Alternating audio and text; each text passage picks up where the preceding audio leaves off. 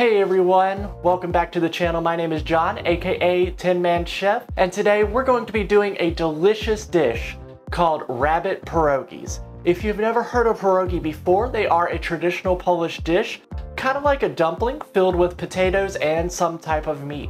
Today the meat is going to be confit rabbit. So go ahead and stick around and watch this delicious spring recipe, and if you want to follow along, you won't be disappointed. To start out, we have our broken down rabbit. You can have it done by a butcher or do it yourself. Now we have our salt and our sugar. So we're going to go ahead and mix these two. It is 1/3 cup of salt and 1/3 cup of sugar. It seems like a lot, but in reality it's not. And what we'll do is just go ahead and give it a good coat. Make sure that it is very well coated. Now that the rabbit has been brining for about 30 minutes, we're going to go ahead and dry it off with a paper towel. The reason for drying it off is just to remove any excess moisture as well as any excess salt and sugar left on the rabbit. Next, we're going to quarter an onion and place it into a ripping hot pot. You want to make sure you're using an oven-safe pot since we're going to build it up for the confit.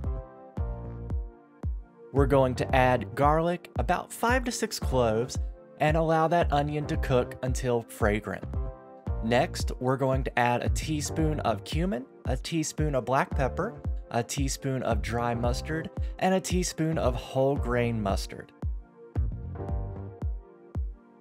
Now, after all those spices have become fragrant, let's deglaze with about 2 tablespoons of white wine.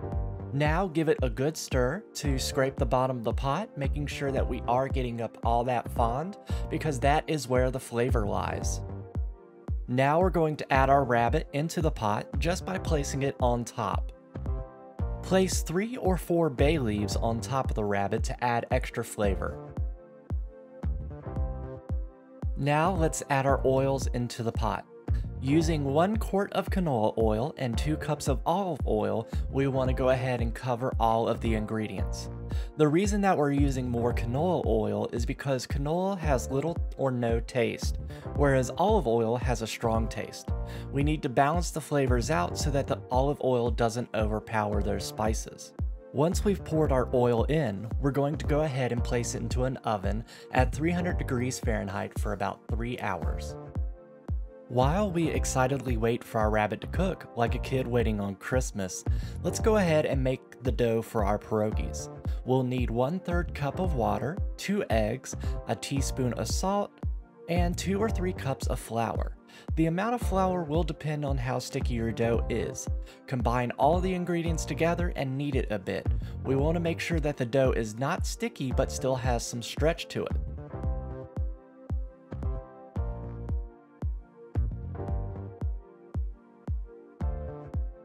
Now we're going to roll out our dough into about 1/8 of an inch thick. You do want it quite thin to form the pierogis, just flour your surface as needed to prevent any sticking. Now that we have rolled out our dough, we're going to go ahead and cut it with a round glass. You preferably want the glass to be about 3 inches in diameter.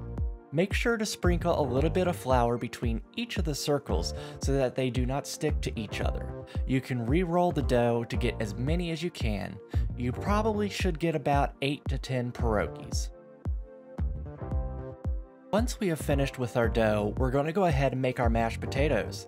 Make sure that you do salt the water quite well because most of the salt is going to go down the drain when you drain the potatoes. Cut your potatoes in half and place it on the stove to boil until they are soft but still hold their shape. Now, using a potato masher or a hand mixer, mash those taters with a stick of butter, salt and pepper to taste, and just enough milk to make it a Play-Doh consistency, and not potato soup. After we've done all that, we're going to make our delicious dill crema. Start by taking a cup of sour cream, add 2 tablespoons of chopped fresh dill, a teaspoon of olive oil, a teaspoon of lemon juice, mix those together until everything is incorporated, and salt it to taste.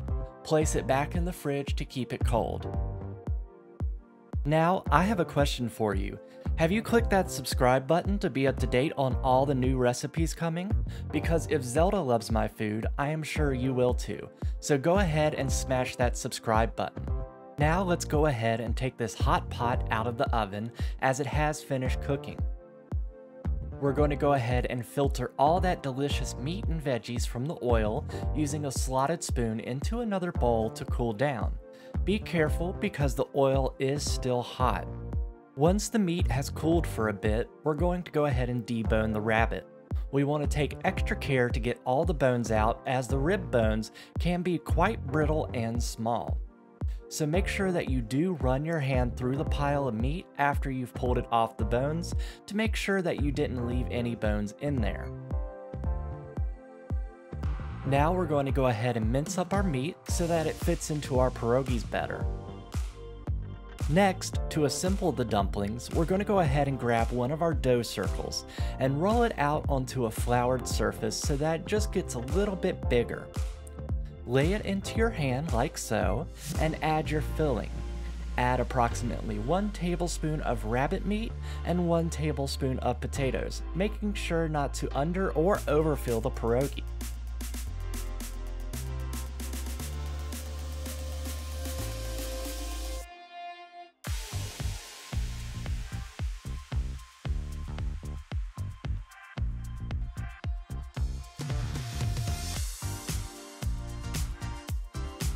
We're going to use an egg wash on the outer rim to close our pierogies. An egg wash is 1 egg with a little bit of water whisked together. You dip your fingers in it and you're going to rub the outside edges, then close the pierogi, making sure to seal it well as it being open on any spot can ruin it and make a big ol' mess. Repeat the process until you've run out of one or all the ingredients to make the pierogies. Once you've completed filling your pierogies, we're going to gently add them into a pot of hot simmering water. When the pierogies are ready to be removed, they will start to rise to the top and float. You can use a slotted spoon to take them out and place them on a plate with a paper towel to dry off.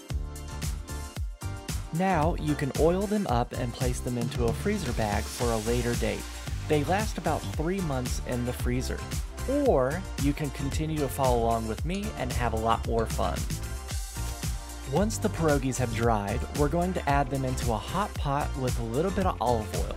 Let them cook until they are golden brown and slightly crispy on both sides. I know that there is a lot of cooking processes to this, but I promise you these pierogies will be so worth it.